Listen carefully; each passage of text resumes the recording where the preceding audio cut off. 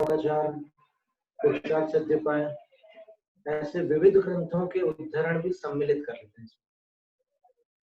और कभी कभी कुछ मतभेदों को भी इसमें संग्रहित करते हैं कि इस विषय में किनका क्या मत है, उसको भी अपन ग्रहण करते हैं।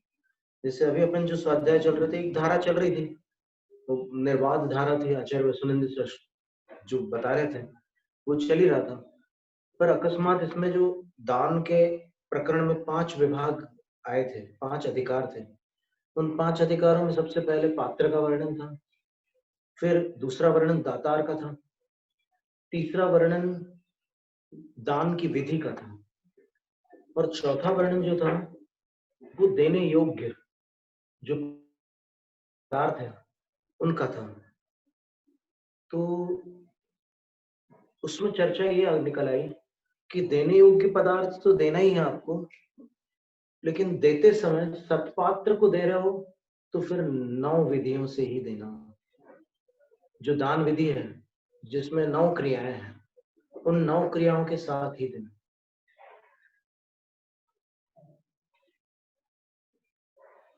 और जैसे इसमें एक तर्क अथवा युक्ति कह लो, किसी के मन में आ सकती है कि जब तीनों में अंतर है, पात्र 3 प्रकार के हैं, अलग अलग है, लिंग की अपेक्षा से देखें तो उन 3 लिंगों में भी अंतर है, तो ऐसी स्थिति में तीनों की क्रियाएं समान कैसे कर सकते हैं? जैसे जो क्रिया मुनिराज की कर रहे हैं वो आर्यिकाओं की कैसे संभव? क्षुल्लकों के लिए वही विधि कैसे हो सकती? तो इसलिए नवोपचार विधि में कुछ न्यूनाधिकता आवश्यक है, तभी यथा योग्य विनय पलेगी। ये एक युक्ति आती है मन में। तो फिर ये जो युक्ति है ये क्या केवल विधि के लिए ही लागू होगी या अन्य सभी के लिए लागू होगी?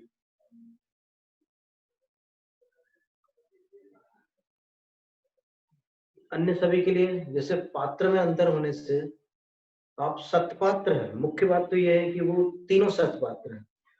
अब उन तीनों में जो अंतर आपको दिख रहा है आगम से अथवा उनकी चर्या से या उनकी वेशभूषा से, तो उसके आधार पर आपको ऐसा लगता है कि दातार जो है उसको उन तीनों के प्रति अलग अलग बर्ताव करना होगा, तब वो विनय यथा योग्य बनेगी। और कैसे बर्ताव करना होगा अलग अलग? तो मुनिराज को तो वो पूरी नवोपचार विधि से देगा, पर आर्यिकाओं को कुछ उसमें से अलग कर देगा, और शुल्लकों के लिए और भी कुछ कर सकते हैं। ऐसा विचार आ सकता है मन में, एक युक्ति उठ सकती है। तो इसका समाधान एक प्रतिप्रश्न के रूप में है। पंडित रतनचंद मुख्तार जी का नाम सुना होगा आपने, ब्रह्मचारी जी थे वो। तो उन्होंने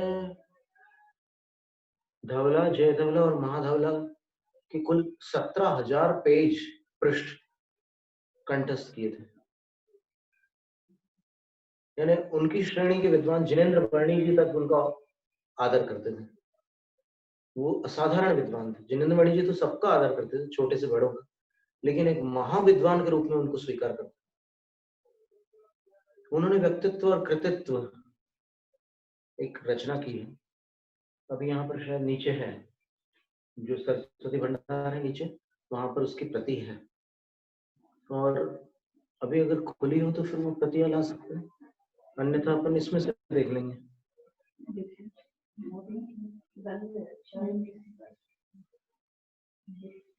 कोई बात नहीं। तो उन्होंने, उनके सामने बहुत से प्रश्न आते थे और वो सबके उत्तर देते थे।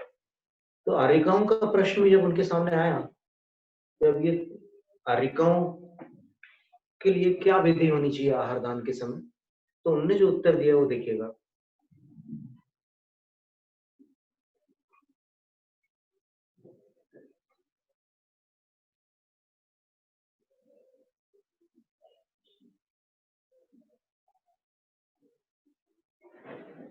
व्यक्तित्व और कृतित्व पुस्तक का नाम है।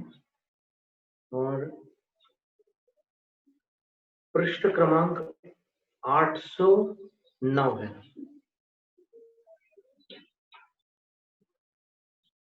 जो संस्करण हमारे पास उपलब्ध है उसमें।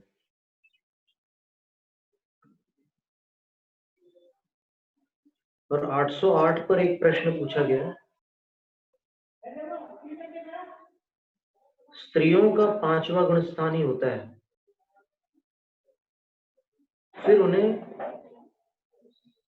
मुनियों के द्वारा प्रशंसनीय स्तुत्य क्यों कहा है? ये प्रश्नकर्ता जो है ये भी बड़े महान विद्वान है, पंडित जवाहरलाल जैन भिंडर वाले। और प्रश्न पूछने की तारीख जो है 15 अप्रैल 79। तो रतनचंद मुख्तार जी ने जो समाधान दिया है वो ये है, यद्यपि द्रव्य स्त्री अर्थात जिनको स्त्री का शरीर प्राप्त हुआ है उनका 5वां गुण स्थान ही होता है, तथापि दृढ़शील आदि गुणों के कारण ये मुनियों के द्वारा भी प्रशंसनीय होती है, जैसे सीता आदि। यहाँ स्तुति योग्य शब्द का अर्थ प्रशंसनीय लेना, ठीक है। आर्यका की नवधा भक्ति होनी चाहिए अथवा नहीं? शंका, नवधा भक्ति में पूज्य आर्यका माता जी एलक, प्रदक्षिणा, पाद प्रक्षालन, पूजा आदि करने का विधान आता है क्या? समाधान, एलक को समाधान, मूलाचार, आचार सार, मूलाचार प्रदीप आदि शास्त्रों में यह कथन आया है कि जो आधार मुनियों के लिए है, जो आचार मुनियों के लिए है वही आचार यथा योग्य आर्यिकाओं के लिए है। ये अपन बहुत बार सुन चुके हैं, लेकिन तब भी कभी कभी थोड़ा सावधानी से सुनने पर कुछ नवीन जानकारी प्राप्त हो जाती है। तो गाथा ये है, एसो अज्जानम पिअ सामाचारो जहख्यो उव्वम सब्बम यहोरते विभासितव्यो जधा जोगम।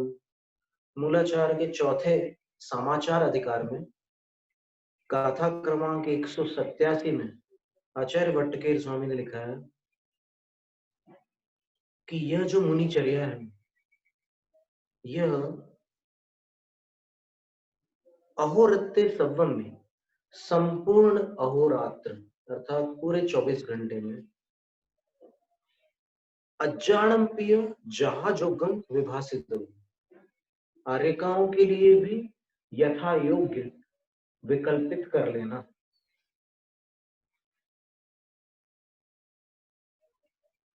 ये मूलाचार की गाथा है। तो उसमें उन्होंने बताया है कि आर्यिकाएं ऐसी कौन सी क्रिया है जो मुनि कर सकते हैं लेकिन आर्यिका नहीं कर सकती, तो उसका उन्होंने स्पष्टीकरण किया। फिर आचार सार ग्रंथ में लिखा है अधिकार क्रमांक 2 में लज्जा विनय वैराग्य सदाचारादि भूषिते आर्याव्राते समाचार संयतेष्विव किं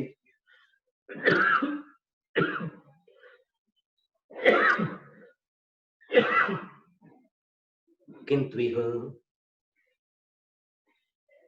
लज्जा विनय वैराग्य और सदाचार आदि से विभूषित आर्यिकाओं के संग में संयतों में जैसा आचरण है वैसा ही आचरण कहा गया है, किंतु इनमें कुछ क्रियाओं का भेद है। क्या क्या नहीं कर सकती आर्यिका, उसके लिए गाथा दी हुई है। फिर मूलाचार प्रदीप में लिखा है अयमेव समाचार यथाख्यातस्तपस्विनां तथैव संयतीनां च यथा योग्यं विचक्षणैः। विचक्षण अर्थात ज्ञानी जन, विद्वज्जनों के द्वारा, गणधर आदि बड़े बड़े महान ज्ञानी जन थे, उनके द्वारा यही आचार पद्धति, यही तपस्विनाम समाचार तपस्वियों की जो आचार पद्धति कही है, यही आचार पद्धति संयतीनां च यथा योग्यम आख्यातः। संयति अर्थात आर्यिका के लिए भी यथा योग्य कही गई है।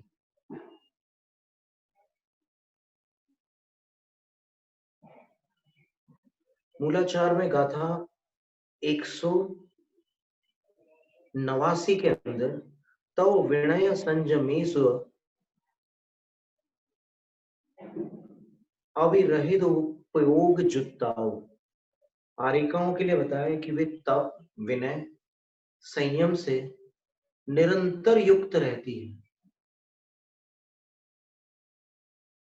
और गाथा 191 की टीका में आर्याः संयतिकाः, आचार्य वसुनेन्द्र सिद्धांत चक्रवर्ती ने संयतिका शब्द का प्रयोग किया, अर्थात आर्या संयमी होती है। फिर गाथा 196 में लिखा है ते जग पूज्यम, अर्थात आर्य का जगत पूज्य है, ऐसा कहा। अब उन्होंने एक पद दिया है गाथा का, अपन पूरी गाथा भी देख सकते हैं।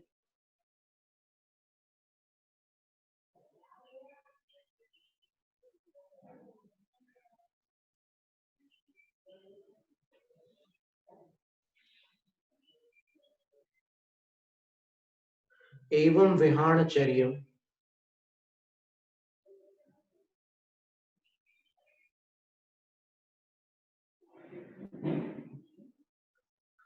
समणाणम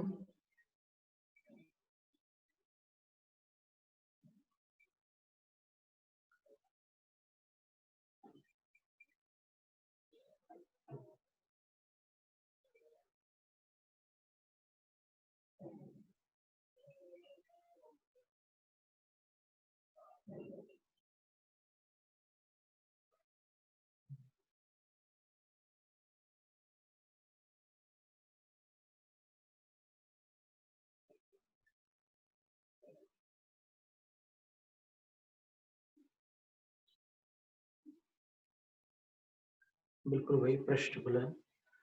एवं विधानचर्यम, समणाणम शब्द नहीं है। एवं विधानचर्यम चरन्ति जे साधवोय अज्जाओ ते जग पूज्यम कित्तिम सुहम चल धूण से जंती। उन्होंने ते जग पूज्यम इस शब्द का प्रयोग किया था, और यहाँ गाथा में लिखा है एवं विधानचर्यम, इस तरह से आचरण का जो वर्णन यहाँ किया गया चतुर्थाधिकार में, ऐसी चर्या का जो साधु और आर्य का आचरण करते हैं, मूलाचार की जिस चर्या का आचरण साधु और आर्यिकाओं के लिए बताया गया, आचार्य कहते हैं कि जो साधु और आर्यिकाएं उस चर्या का आचरण करते हैं, ते जग पूज्यम, वे जगत की पूजा को, कित्तिम कीर्ति को, सुहम च सुख को भी, लद्धूण सिद्धंती प्राप्त होकर सिद्ध पद के पात्र होते हैं, सिद्ध पद को प्राप्त करते हैं। तो ये गाथा जो है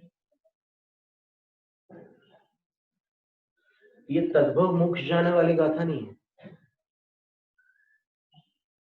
क्योंकि तद्भव मोक्ष इस जीवन, इस पंचम काल में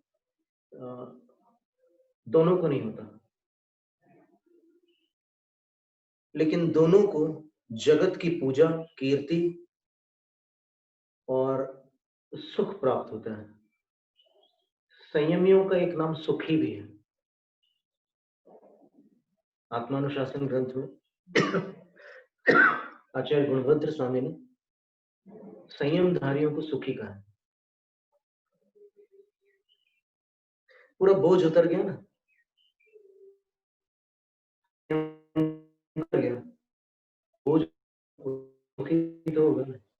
तो सुहम चल सबको भी प्राप्त करते हैं, और च शब्द से और भी विशुद्धि आदि, पुण्य लाभ आदि बहुत कुछ प्राप्त करते हैं, और अंत में सिद्धि को प्राप्त होते हैं। तो यहाँ पर इसको टीका में अपन और देख लेते हैं। कि आर्याः साधवः आर्याश्च, साधुजन भी और आर्याएं भी क्या जगत पूजाम यशः सुखम च लब्ध्वा, जगत की पूजा को, यश को और सुख को प्राप्त होकर सिद्ध्यंती, फिर अंत में सिद्धि को प्राप्त होती। यानी देखो, इस चर्या को धारण करने के बाद सीधे सिद्धि नहीं मिलती, बीच में ये सब भी प्रसाद मिलता है। तो जगत की पूजा बताई उन्होंने आर्यका माता जी के लिए, मूल गाथा में भी बताई और संस्कृत टीका में भी बताई। तो अब ये कल्पना कैसे की जा सकती है कि आर्यका पूज्य है, कपड़े पहनती है, कपड़े नहीं पहनती, वो उनकी मुद्रा है, जैनेन्द्र द्वारा बताई हुई मुद्रा है, एक आवरण रखती है।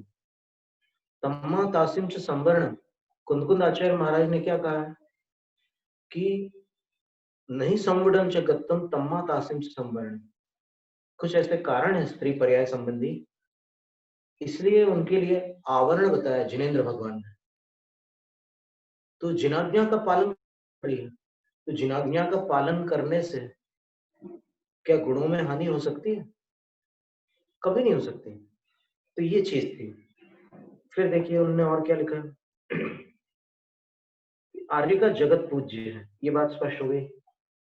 तो जगत पूज्य है तो चौके में अपूज्य कैसे हो सकती है? किसी पर अपन कटाक्ष नहीं कर रहे, लेकिन प्रश्न कर रहे हैं। जहां पर मुनियों के चारित्र का कथन है, वहीं पर आर्यिकाओं के चारित्र का कथन, श्रावकाचारों में आर्यिकाओं के आचरण का कथन नहीं है।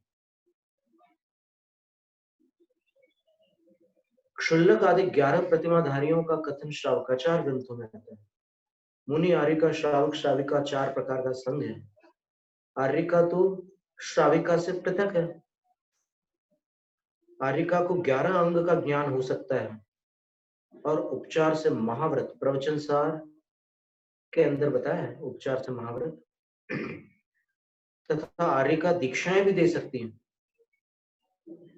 अतः आर्यिका की नवधा भक्ति होनी चाहिए। एक विद्वान का अभिमत है, लेकिन उन विद्वान को सभी संघ मान्य करते हैं। उनको यदि मान्य करते हैं तो उनके अभिमत को भी यहाँ पर वो सुन ले, जो जो उनको मान्य करते हैं। और उनको अमान्य करने के लिए आपका ज्ञान उनके बराबर होना आवश्यक है। अथवा जो 17,000 पेज उनको धवला जयधवला और महाधवला के कंठस्थ, अपन अपने अंदर देख ले कि अपने पास उतना ज्ञान है क्या?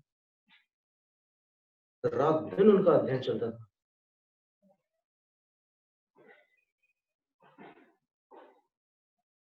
तो उनने ये बात लिखी है। फिर एक प्रश्न है कि जब बसवनंदी श्रावकाचार्य ने 11 प्रतिमाधारियों को ही मध्यम पात्र कहा है और साधुओं को उत्तम पात्र कहा है, तो फिर आर्यिका है और चौथे गुण स्थान वाले अविरत सम्यक दृष्टि को जगन्य पात्र कहा, ठीक है ना? तो फिर आर्यिकाओं की गिनती कहाँ आएगी? तो ये प्रश्न यहाँ पर इनसे पूछा गया ब्रह्मचारी जी से, पूज्य आर्यिका माता जी उत्तम पात्र हैं या नहीं? बड़ा सुंदर प्रश्न है। और पृष्ठ क्रमांक कोई 809 है। रतनचंद मुख्तार, व्यक्तित्व और कृतित्व, भाग 1। समाधान, पूज्य आर्यिका माता जी के उपचार से महाव्रत है। मूलाचार गाथा 189 में संयमेशु उपयोग युक्ता अर्थात आर्यिका संयम से युक्त है, ऐसा कहा है। मूलाचार गाथा 191 की टीका में श्री बसवंती सिद्धांत चक्रवर्ती आचार्य ने आर्यिका संयतिका, आर्यिका संयमी है, ऐसा कहा है। संयमी उत्तम पात्र होते हैं।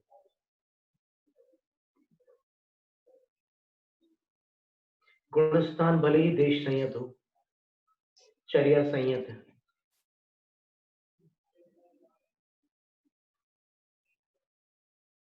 क्योंकि मुनि के अतिरिक्त पंचम गुण स्थान से ऊपर कोई जा नहीं सकता। ये दिगंबर सिद्धांत है। और अभी उस प्रश्न का उत्तर अपन देख लेंगे। पहले अपन एक विद्वान का अभिमत आपके सामने रख रहे हैं। अभी इन्हीं ने वो विषय लिया है, संयमी उत्तम पात्र होते हैं, अतः आर्यिका की गणना उत्तम पात्र में होनी चाहिए। वे श्राविका नहीं है, इसलिए वे मध्यम पात्र नहीं मानी जा सकती हैं।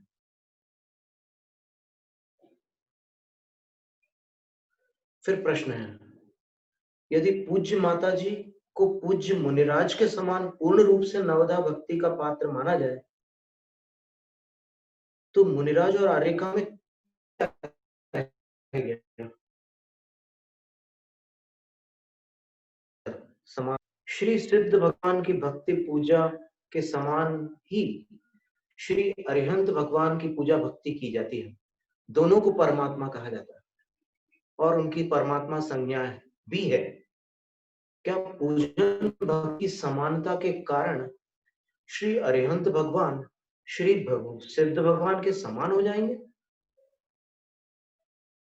श्री अरिहंत भगवान सकल परमात्मा है और चार अघातीय कर्मों से बंधे हुए होने के कारण सलेप है, किंतु श्री सिद्ध भगवान निष्कल परमात्मा है और कर्मों से रहित होने के कारण निर्लेप है।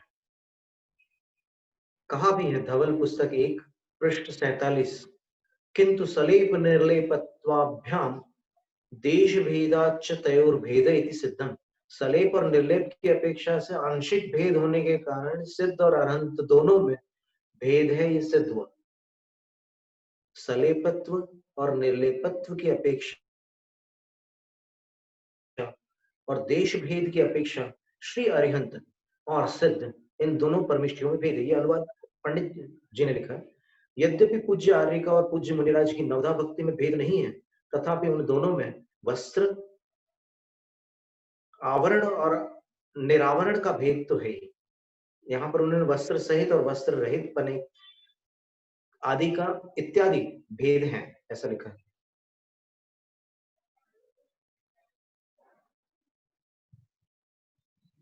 फिर प्रश्न किया है, क्या आर्यिका को मुनिराज के बराबर समान अधिकार है? यदि समान अधिकार हैं, तो आपस में मुनियों के समान मुनि और आर्यिका वंदना प्रतिवंदना,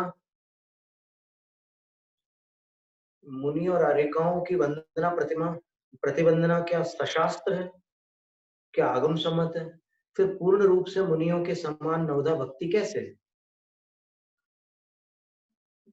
सब कुछ सुनने के बाद भी अंदर थोड़ा सा रह जाता है, जो पुराना जो अपने अंदर रहता है ना, एक भाव, वो थोड़ा सा रह जाता है। तो उसके लिए आज ये उत्तर दे रहे हैं। आर्यिका और मुनिराज के अधिकार कथनचित समान है, कथनचित असमान, यानी किसी अपेक्षा से समानता भी है, किसी अपेक्षा से दोनों में असमानता भी है। जिस प्रकार पुरुष में उत्कृष्ट व्रत मुनि का है, उसी प्रकार स्त्रियों में उत्कृष्ट व्रत आर्यिका का। आगम में स्त्रियों के लिए नग्नता की आज्ञा नहीं है, इसलिए आर्यिका को साटिका धारण करनी पड़ती है।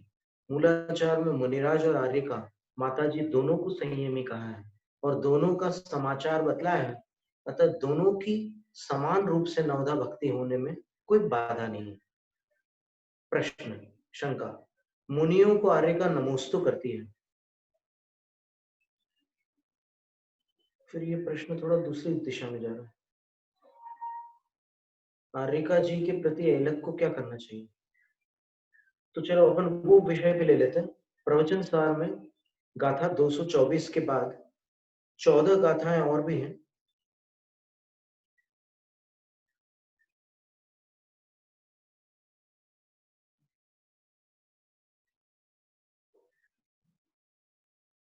उन गाथाओं के अंतर देखिए।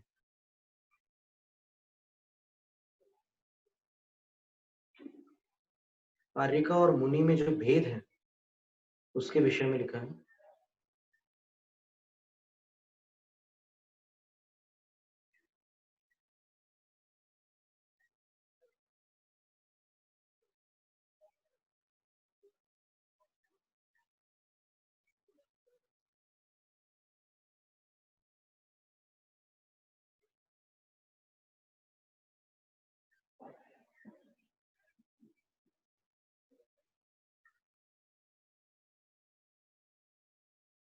शब्द का प्रयोग किया आचार्य कुंद स्वामी ने आर्यिका के लिए। तो श्रमण श्रमणी होगी, तो वो श्राविका से स्व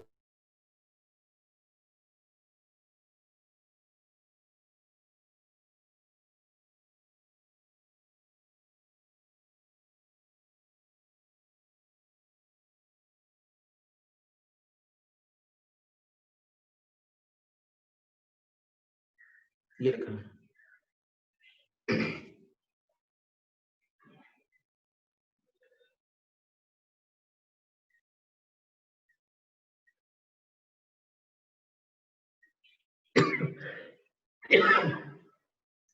शतवर्ष दीक्षिताया अर्जिकाया अद्य दिने दीक्षित साधु कथम वंद्यो भवति सैव प्रथमतः किन्न वंद्या भवति साधु।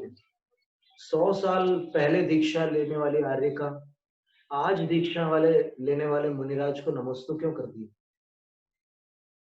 पहले मुनिराज आर्यिका की वंदना क्यों नहीं करते? तो इतना अंतर है मुनि में आर्यिका में, ये बता रहे।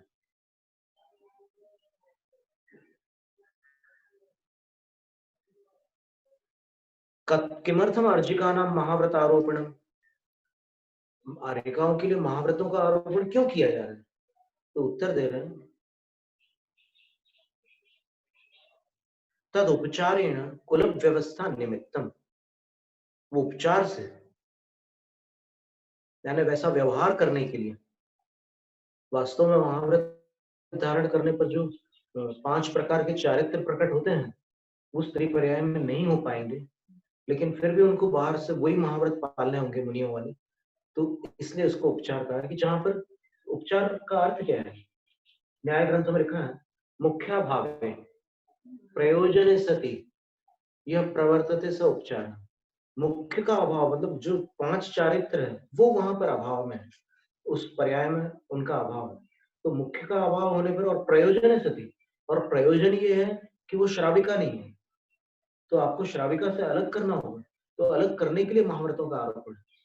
और फिर कह रहे हैं कुल व्यवस्था निमित्तम लिखा, कुल व्यवस्था निमित्तम, तो ये श्रावक कुल में ना आकर के यति कुल में समाविष्ट होंगे, ये कुल व्यवस्था है। यहाँ पर कुल का अर्थ क्षत्रिय वर्ण के जो कुल है या ब्राह्मण वर्ण के जो कुल है उनकी चर्चा यहाँ पर नहीं है, क्योंकि वो तो स्पष्ट है कि दीक्षा में कौन से वर्णों का विभाग होता है वो अलग से गाथा है। तो यहाँ पर जैसे 10 प्रकार के वैयावृत्ति के जो पात्र हैं वहां पर भी एक कुल शब्द है। आप पढ़िए वो सूत्र, आचार्य उपाध्याय तपस्वी शैक्षिक ग्लान गण कुल संघ मनोज्ञान। कुल का अर्थ क्या है वहां पर? ये ब्राह्मण क्षत्रिय कुल है क्या? बिल्कुल नहीं है। कुल का अर्थ होता है गुरु, गुरु संघ, उसको कुल कहते हैं। गुरु के जो शिष्यों के समूह को, एक गुरु के शिष्य समूह को कुल कहते हैं।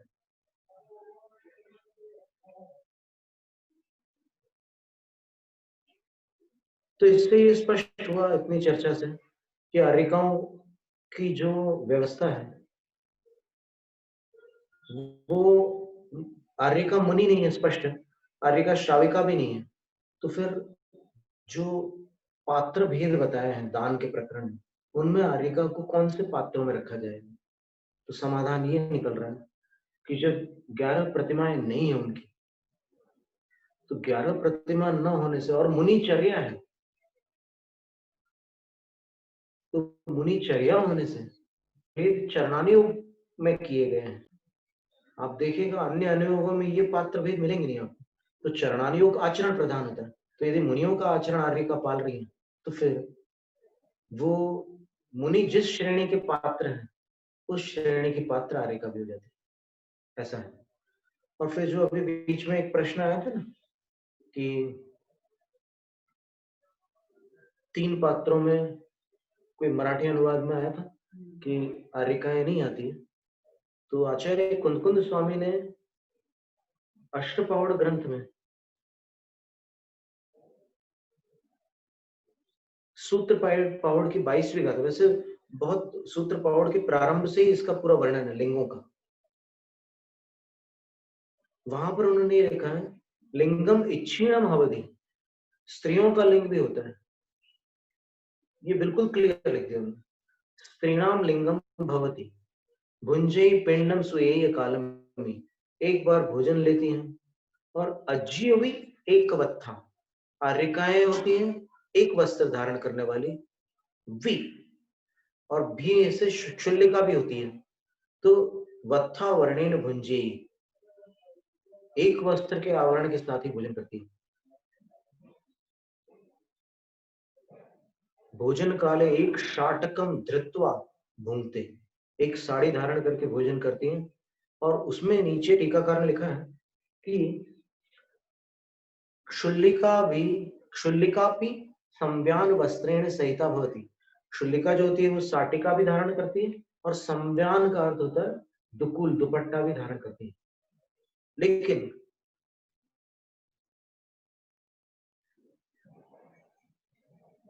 उनके लिए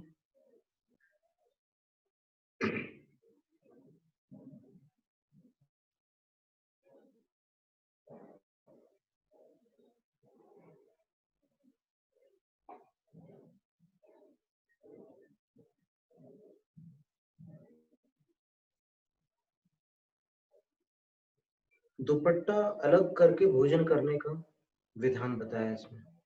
फिर 25वीं गाथा में लिखा है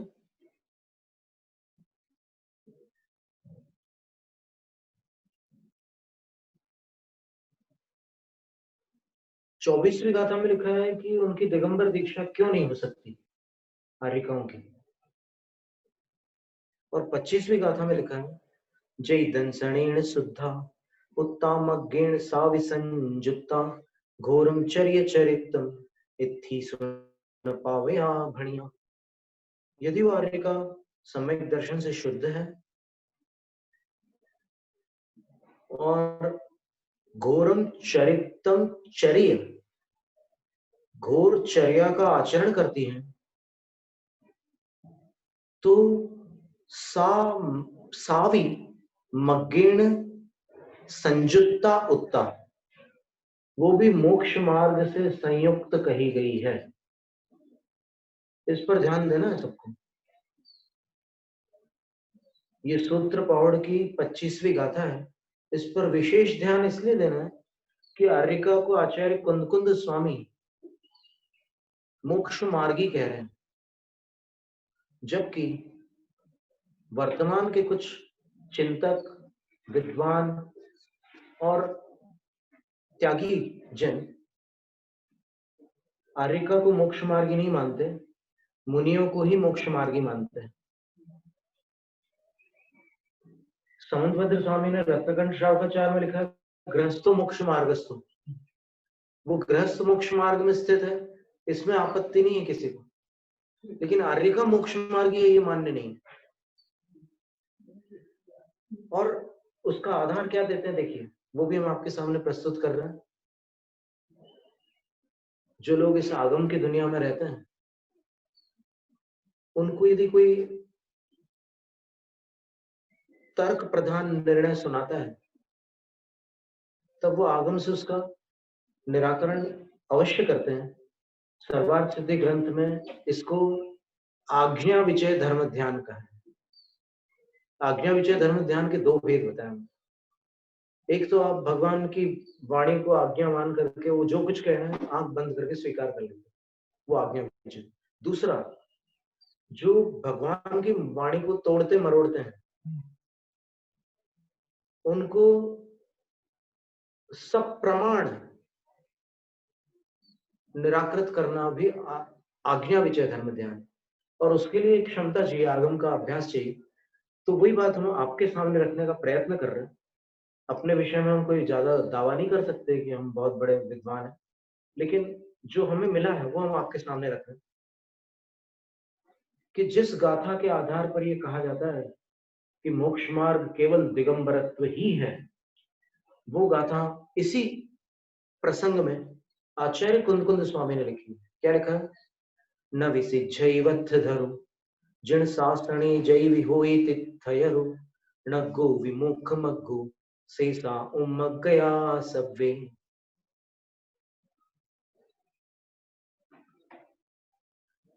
जिन शासन में यदि तीर्थंकर भी वस्त्रधारी हैं तो सिद्ध पद को प्राप्त नहीं कर सकते। ठीक है, फिर नीचे की पंक्ति में लिखा नग्गो विमुख मग्गो, जब नग्न मुद्रा धारण करेंगे तभी वो मोक्ष मार्गी होंगे। शेषा उन्मग गया सब, बाकी जितने भी कपड़े वाले हैं वो सब उन्मार्गी हैं। ठीक है, ये अर्थ निकाला गया है गाथा का, और ऐसे स्थूलता देखने पर निकल भी रहा है। पर समस्या ये है कि यदि इस अर्थ को निकालने पर आचार्य कुंदकुंद स्वामी के ही वचन बाधित हो जाए तो इस अर्थ को सम्यक माना जाएगा या मिथ्या। सोचने की बात है। जो आचार्य 23वीं गाथा में कह रहे हैं कि नग्न होने पर ही वो मोक्ष मार्गी हो सकते हैं, अन्यथा नहीं, शेष मार्ग उन्मार्ग है, तो शेष मार्ग में आर्यिकाएं भी आती हैं, ऐसा विद्वानों का अभिमत है। वर्तमान में कई शिविरों में ये बात सिखाई जाती है कि कपड़ों के साथ मोक्ष मार्ग नहीं होता, न प्रतिमाधारी मोक्ष मार्गी हैं न आर्यिकाएं, वे उन्मार्गी हैं, ये कहते हैं। उन्मार्ग शब्द यहां पर भी है गाथा में, तो क्या आर्यिका उन्मार्गी है, ये प्रश्न है। क्या प्रतिमाधारी उन्मार्गी है? उन्मार्ग का अर्थ क्या होता है? मार्ग से उल्टा जो मार्ग होता है उसको उन्मार्ग कहते हैं। तो 23वीं गाथा पर जोर देकर के एक धारणा बना दी जाती है सबके अंदर कि कुंद कुंदाचार्य कह रहे हैं, ऐसे बोल करके। ये ऐसी एक शैली चल पड़ी है पिछली शताब्दी से कि वो एक प्रकार से सम्मोहन और वशीकरण करते हैं जनता का, श्रद्धा के साथ। वो क्या बोलते हैं उसको अंग्रेजी भाषा में, इमोशनल ब्लैकमेलिंग करके। थोड़े कड़वे शब्द हैं लेकिन कुछ सत्य कड़वे होते हैं। हमारा प्रश्न है सभी विद्वानों से और आचार्यों से कि 23वीं गाथा में आचार्य कुंदकुंद स्वामी उन्मार्ग कह रहे हैं, वस्त्र उन्मार्गी कह रहे हैं वस्त्र धारकों को, और 25वीं गाथा में आर्यिका को मोक्ष मार्गी कह रहे हैं।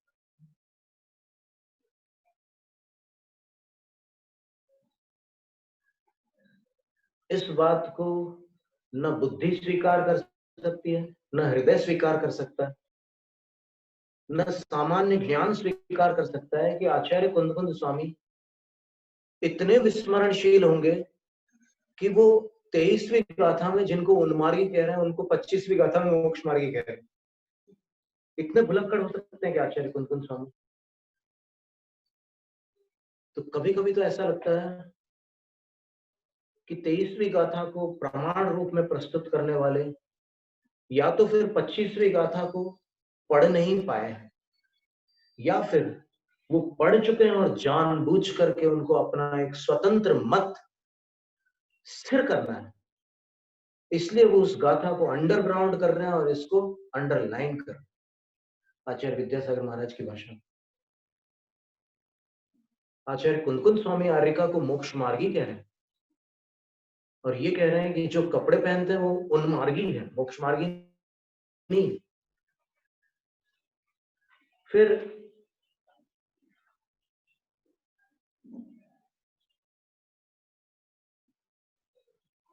मोक्ष न होना एक अलग बात होती है।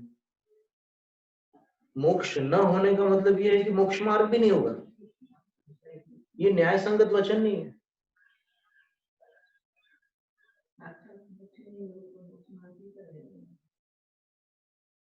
मुनि के भी पंचफल काम हो जाएंगे, नहीं जा सकते मोक्ष। इसमें एक जगह और भी ऐसे ही शब्द है, अमार्ग शब्द का प्रयोग है, देखिए वो भी अपन देख लेते हैं ताकि कुछ छूट ना जाए। क्या है कि इतने सारे विषयों को हम इसलिए कि इतने सारे जो भी श्रोता सुन रहे हैं उनमें से कोई ऐसा रिसर्चर हो, कोई सूक्ष्म ज्ञान में रुचि रखने वाला कोई पात्र बैठा हो, क्योंकि बहुत सारे श्रोता श्रद्धा प्रधानी होते हैं, तो उनको क्या है कि जो भी अपन सुना देते हैं स्वाध्याय आगे बढ़ जाता है, वो सीख लेते हैं, स्वीकार कर लेते हैं। और कई ऐसे होते हैं कि जिनको बारीकी से समझना है, तो उनके लिए हम ये बात कर रहे हैं।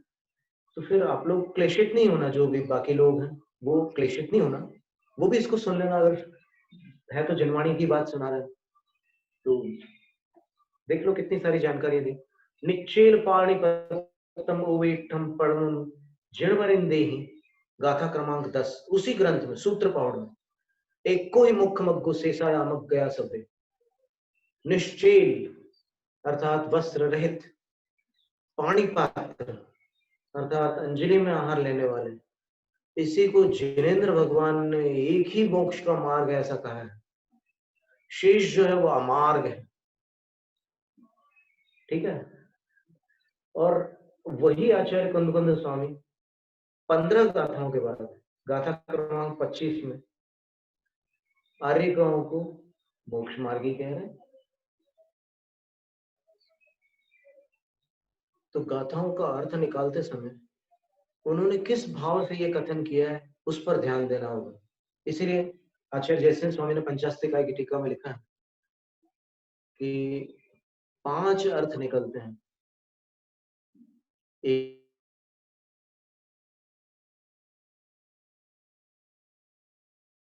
शब्दार्थ, मतार्थ, नयार्थ,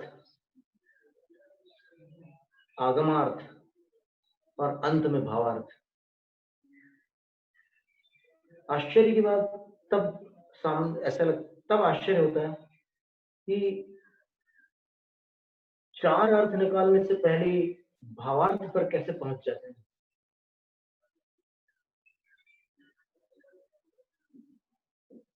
तो इतने कथन से श्रोताओं को ये समझ में आया होगा कि आर्यिकाओं का क्या स्थान है।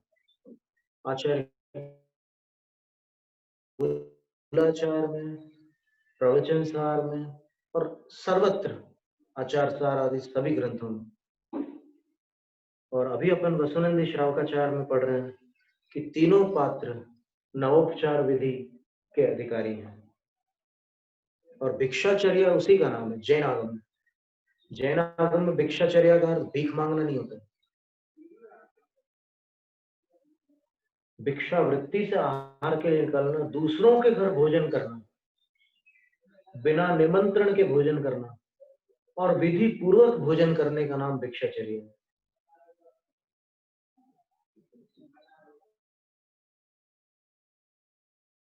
और कल अपन ने पद्म पुराण ग्रंथ में देखा था कि सीता जी ने सिद्धार्थ क्षुल्लक महाराज की नवोपचार विधि की।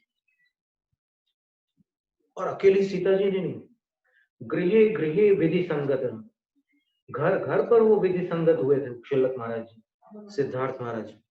और फिर वो लव कुश के जो विद्या गुरु थे वो वही थे, सिद्धार्थ क्षुल्लक जी।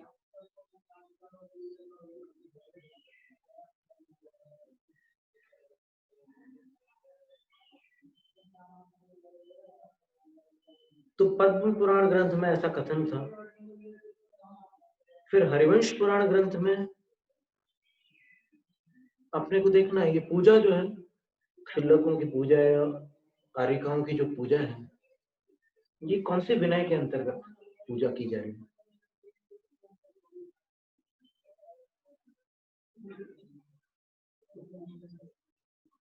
मूलाचार ग्रंथ में विनय के 5 भेद बताए। लोकानुवृत्ति विनय,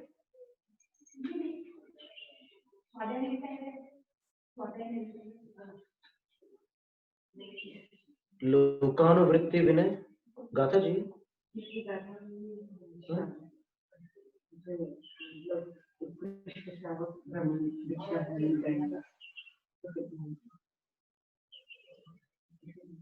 सूत्र पौड़ में क्षुल्लकों के लिए भी विधि बताई है, वो तो मालूम है, मैं 21 गाथा में। पर अभी हमने आर्यिकाओं को फोकस किया था, उन पर ध्यान केंद्रित किया था, इसलिए हमने आर्यिकाओं का वर्णन किया। पर हम ये बताना चाह रहे हैं कि आर्यिका अनेक अपेक्षाओं से क्षुल्लकों से ऊपर है, ठीक है ना। तो यदि क्षुल्लक नवोपचार विधि के पात्र हैं तो आर्यिका अपात्र कैसे होंगी? इसलिए हम क्षुल्लकों के विषय में बता रहे हैं। क्षुल्लकों की नवोपचार विधि का उल्लेख शास्त्र में है।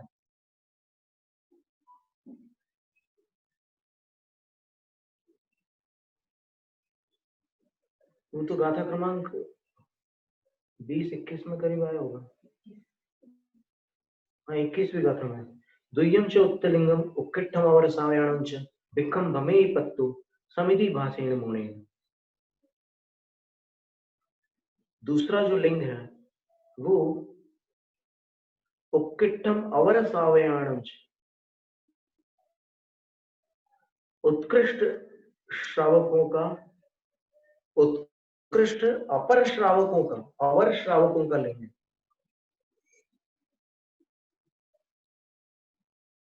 अवर का अर्थ क्या लेंगे? अवर का अर्थ पृथक भी होता है, उससे भिन्न। तो श्रावक सामान्यतः देखो तो श्रावक जो होते हैं वो गृहस्थ श्रावक है। आप सोचो कि 10 प्रतिमा तक घर पे रह सकते हैं, तो सिर्फ एक ही प्रतिमा को तो छुटकारा मिला है घर से, तो इसलिए वो अवर श्रावक है। यहाँ पर लिखा है अगृहस्थ श्रावकाणाम, अवर श्रावक। जो गृहस्थ श्रावक नहीं है वो पात्र सहित भ्रमति कर भोजी वा, वो पात्र सहित भी भ्रमण कर सकते हैं आहार के लिए, और कर भोजी भी हो सकते हैं। एलक महाराज कर भोजी होते हैं, शुल्लक महाराज पात्र भोजी होते हैं।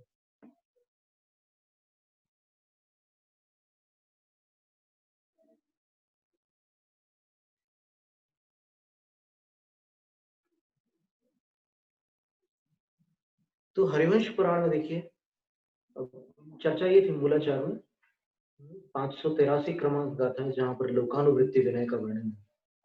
मूलाचार में किनकी लोकानुवृत्ति विनय कैसे होती है उसका वर्णन है।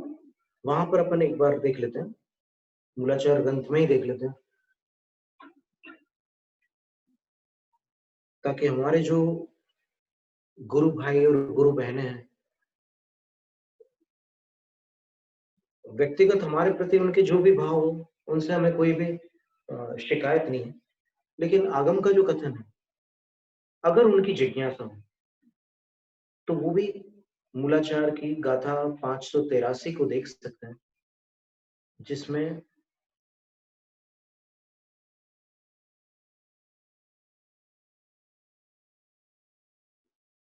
मुनियों के अतिरिक्त और कौन पूज्य होता है उनका कथन।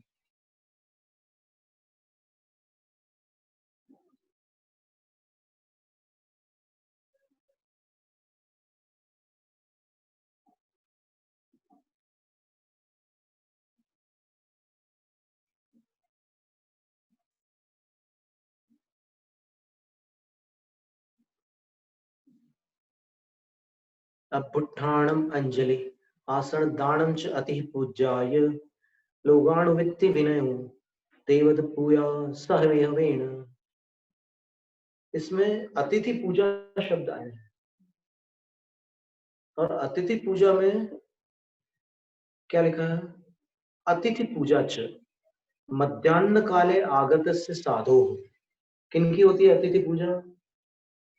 ये आचार्य कुंकुन स्वामी ने, देखिए यहाँ मूलाचार में भी अतिथि पूजा शब्द का प्रयोग किया है, और चारित्र पाहुड़ में भी अतिथि पूजा ही शब्द है। अतिथि संविभाग या अतिथि सत्कार शब्द का प्रयोग मूलाचार और आचार्य कुंकुन स्वामी के वचनों में नहीं है। तो उसमें अतिथि पूजा में लिखा है कि मध्याह्न काल आगत से साधु अन्यस्य व धार्मिकस्य बहुमान। मध्याह्न काल में आए हुए साधु का और अन्य धार्मिक का बहुमान करना। बहुमान शब्द का अर्थ आपको मालूम है? बहुमान शब्द का अर्थ सम्मान नहीं है, बहुमान शब्द का अर्थ द्रव्य भाव पूजा है। प्रतिक्रमण ग्रंथ त्रयी में ये सुस्पष्ट रूप से उल्लेख है कि बहुमान शब्द का अर्थ द्रव्य भाव पूजा होता है। तो मध्याह्न काल में अपने घर पर आए हुए आमंत्रित से नहीं लिखा है, आगत से लिखा है। तो जो भिक्षावृत्ति पूर्वक अपने घर पर आए हैं, ऐसे साधु का और अन्य से धार्मिक सेवा, अन्य धार्मिक का बहुमान करना अर्थात द्रव्य भाव पूजा करना, ये अतिथि पूजा है। मूलाचार का ये उदाहरण है। विचार करने की बात है। पहली बात तो आपको ये निश्चित करना होगा कि बहुमान शब्द का अर्थ जो आचार्य प्रणीत है वो आपको मान्य है, या बहुमान का अर्थ जो आज तक आपके दिमाग में भरा हुआ है वो आपको मान्य है। बहुमान का अर्थ सम्मान रखना, तो वो अर्थ नहीं है। बहुमान शब्द का अर्थ द्रव्य भाव पूजा है।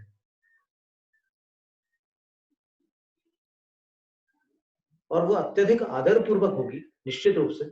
मानो द्रव्य भाव पूजा बहुश्च समान बहुश्चासो मान बहुमान। क्या लिखा है वहां पर? प्रतिक्रमण ग्रंथ त्रयी के पृष्ठ क्रमांक 157 में ये बात लिखी हुई है कि प्रचुर द्रव्य भाव पूजा करना बहुमान है। और यहाँ आचार्य कह रहे हैं कि अपने घर पर आए हुए साधु का अन्यस्य वा धार्मिकस्य, ये अन्य धार्मिक कौन है? जो भिक्षाचर्या से आ रहे हैं, कौन है वो अन्य धार्मिक? थोड़ा स्पष्ट कर दें, आप ही स्पष्ट कर दें जो भी है। कोई ब्रह्मचारी है क्या? ब्रह्मचारी के लिए भिक्षाचर्या है ही,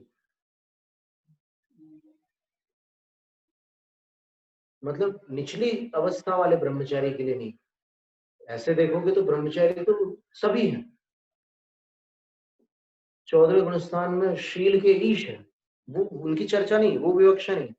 यहाँ पर जो वर्तमान में जो बोलचाल में जिनको अपन ब्रह्मचारी भैया कहते हैं, उनकी चर्चा कर रहे हैं। तो मूलाचार की इस पंक्ति से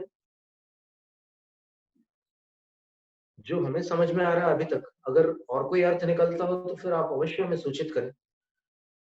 तथा अतिथि पूजा जो मध्याह्न काल आगत से साधो हो। पुनः हम ये संस्कृत पंक्ति पढ़ रहे हैं। मध्याह्न काल का अर्थ हिंदी में समझ में आ रहा होगा, और आगत से साधो इसका अर्थ भी सरल है, आए हुए साधु का।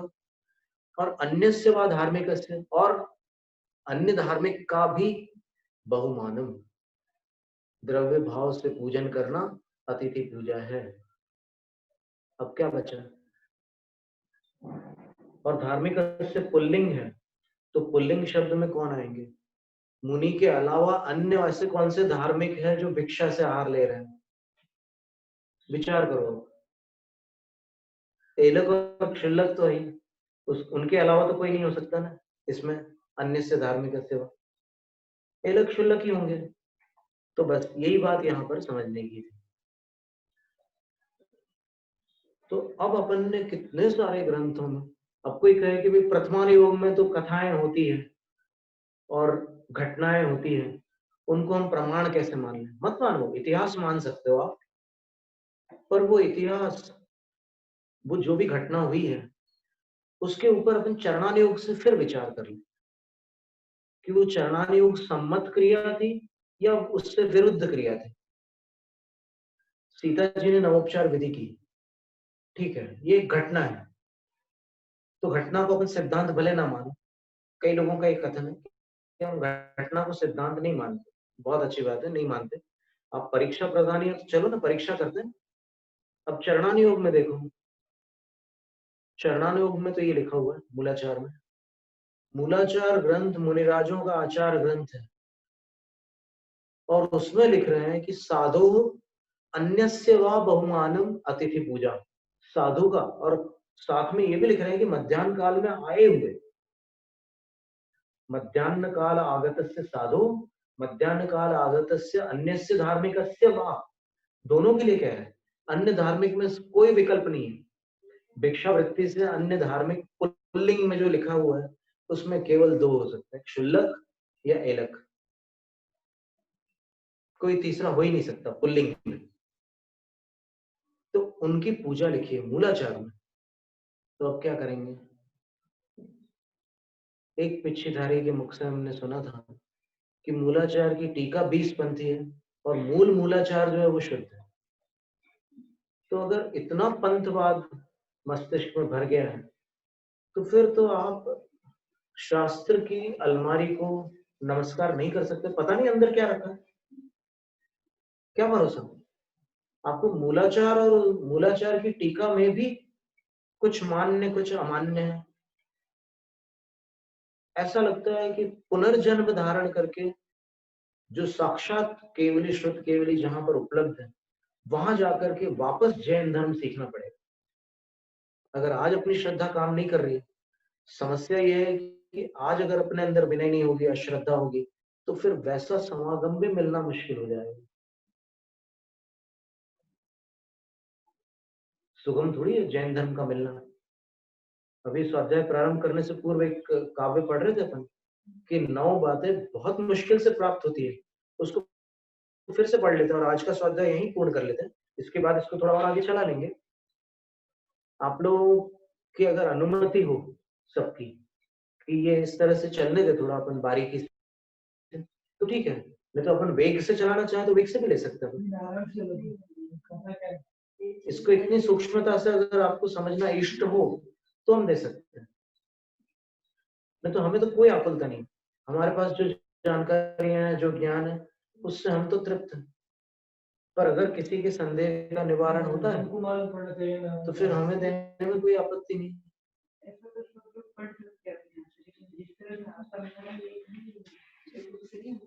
ये क्या है कि अनेक ग्रंथों का समावेश करके हमने वर्षों का श्रम करके ये निकाला हुआ। और फिर एक प्रश्न उनसे भोपाल में पूछा गया था कि आप क्षुल्लक हो इसलिए ऐसी बातें करते हो क्या? तो हमने उत्तर दिया कि आप हमारा नाम हटा देना बिल्कुल, ध्यान सागर को भूल ही जाना बिल्कुल। लेकिन ये मुद्रा अगर आपको मिल जाए कहीं भी जो ध्यान सागर के वर्तमान में है, तो फिर आप ये विधि करना बस। इसमें क्या होता है कि जो नाम के दीवाने होते हैं उनको हर जगह ऐसा लगता है कि इनके अंदर भी वही लोभ होगा नाम का। अब हम तो आपको अनुमति दे रहे हैं कि हमारा नाम हटा ही दो बिल्कुल, कोई आवश्यकता ही नहीं है नाम की।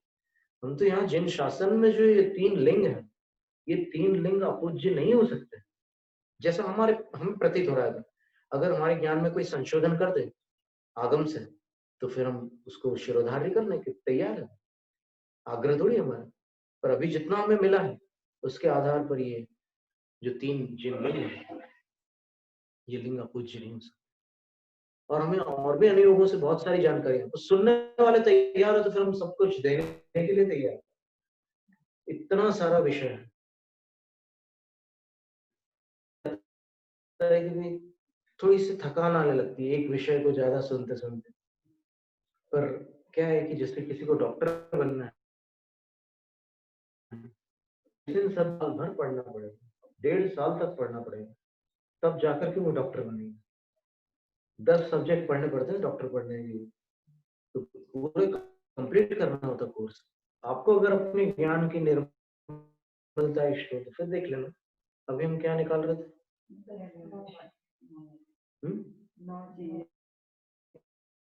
वो देखिएगा कितनी सुंदर बात है। जो जिनका पुण्य कमजोर होता है उनको ये 9 चीजें प्राप्त नहीं होती। देखिए कौन सी 9 चीजें? जैनो धर्म प्रकट विभव संगति साधु लोके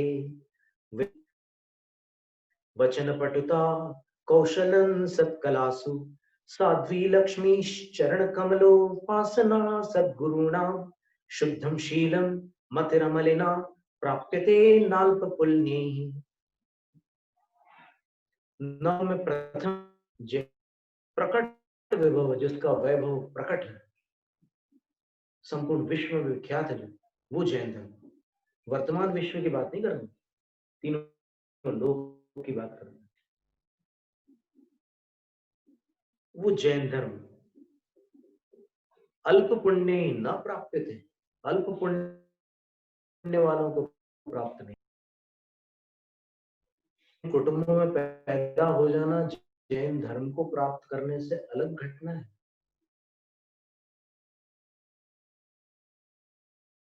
एक नहीं,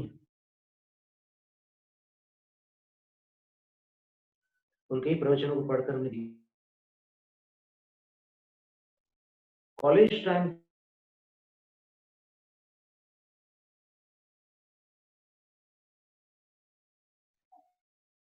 धारा में थे वाले।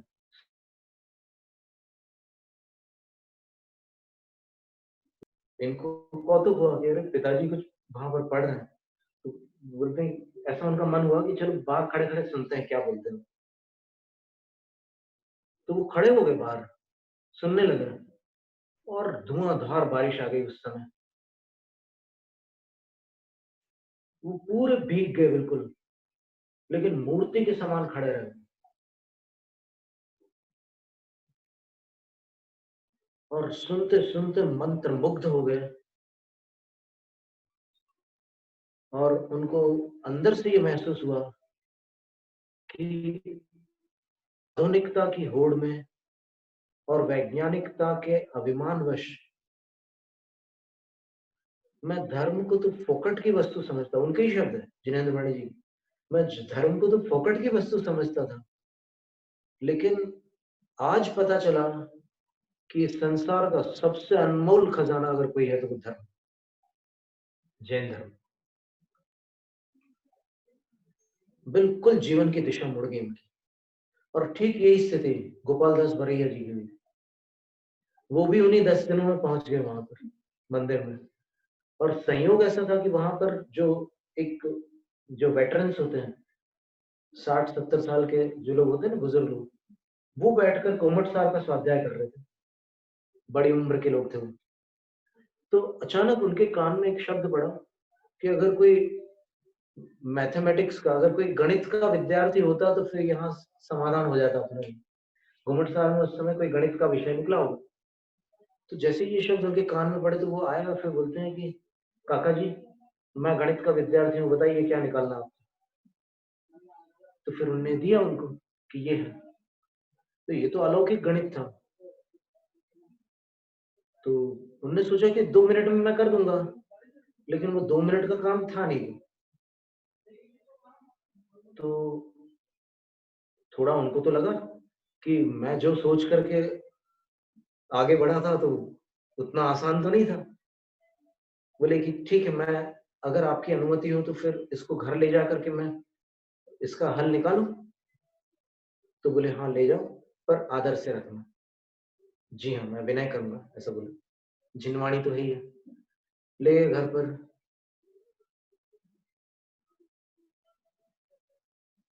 वो उस रात सोए नहीं।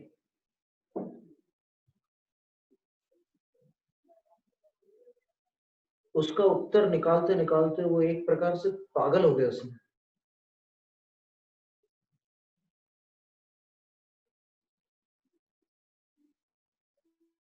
और फिर उनको अंदर से ये लगा कि ये हजारों साल पुराने शास्त्र हैं, इसमें इतना जबरदस्त गणित, इतना सूक्ष्म गणित है, तो फिर इस शास्त्र में और क्या क्या भरा होगा। क्योंकि संसार का सबसे अचूक विषय है, एकमात्र अचूक विषय है वो गणित है। गणित में कभी चूक नहीं हो सकती। विज्ञान चूक सकता है, इतिहास चूक सकता है, राजनीति चूक सकती है, सब कुछ चूक सकते हैं, लेकिन गणित कभी नहीं चूक सकता। तो फिर उन्होंने गणित के माध्यम से फिर जैन धर्म को समझ करके बड़े भारी विद्वान हो गए, और विद्वान बनकर के वाणी जी को उन्होंने पढ़ाया। और कितने विद्वान उन्होंने तैयार किए, पंडित गोपाल दास बरैया जी। तो ये कहते हैं कि जैन धर्म की प्राप्ति कितनी दुर्लभ है। हम ये बताना चाह रहे थे कि गोपाल दास बरैया जी, जिनेंद्र वर्णी जी, उनको जैन धर्म की प्राप्ति जवानी में हुई थी, और जैन कुल की प्राप्ति पैदा होते ही हो गई थी, मां के गर्भ में ही हो गई थी। तो ये जैन धर्म की प्राप्ति अल्प पुण्य वालों को नहीं होती, ये कह रहे हैं। फिर कहते हैं कि और कौन सी चीज है, तो साधु लोगों की संगति, साधु लोगों के प्रति संगति का जो भाव आता है, साधुओं की संगति, यहाँ साधु शब्द से साधु ही लेना, तथाकथित साधु नहीं लेना। उनकी संगति भी बहुत दुर्लभ होती है, अल्प पुण्य से प्राप्त नहीं होती। फिर तीसरी बात देखिए, विद्वत गोष्ठी, विद्वानों की गोष्ठी भी बड़ी मुश्किल से प्राप्त होती है। और चौथी बात लिखिए, वचन पटुता, वाणी में कुशलता, वाणी में पटुता, ये भी बड़ी दुर्लभ वस्तु है। फिर सत कला सुकौशल, और जो उत्तम कलाएं हैं उनमें कुशलता प्राप्त होना, ये भी दुर्लभ है। कलाओं का अभ्यास बहुत लोग करते हैं, लेकिन उन कलाओं में कुशलता की प्राप्ति कम लोगों को होती। और पवित्र लक्ष्मी, जो अनैतिक साधनों से प्राप्त न की गई लक्ष्मी हो, वो भी अल्प पुण्य वालों को नहीं होती। और सच्चे गुरुओं के चरण कमलों की उपासना भी अल्प पुण्य वालों को नहीं मिलती। शुद्धशील यानी पवित्र ब्रह्मचर्य भी अल्प पुण्य वालों को प्राप्त नहीं हो सकता, और निर्मल बुद्धि भी अल्प पुण्य वालों को प्राप्त नहीं होती। ऐसा कथन चैनम जयतु शासन। अतः प्राणिक स्वाध्याय निष्ठापन क्रियायां पूर्वाचारण क्रमेण सकल कर्म क्षयार्थम भाव पूजा वंदना स्तव समेतम शुद्ध भक्ति का उत्सर्गम करोम्यहम्।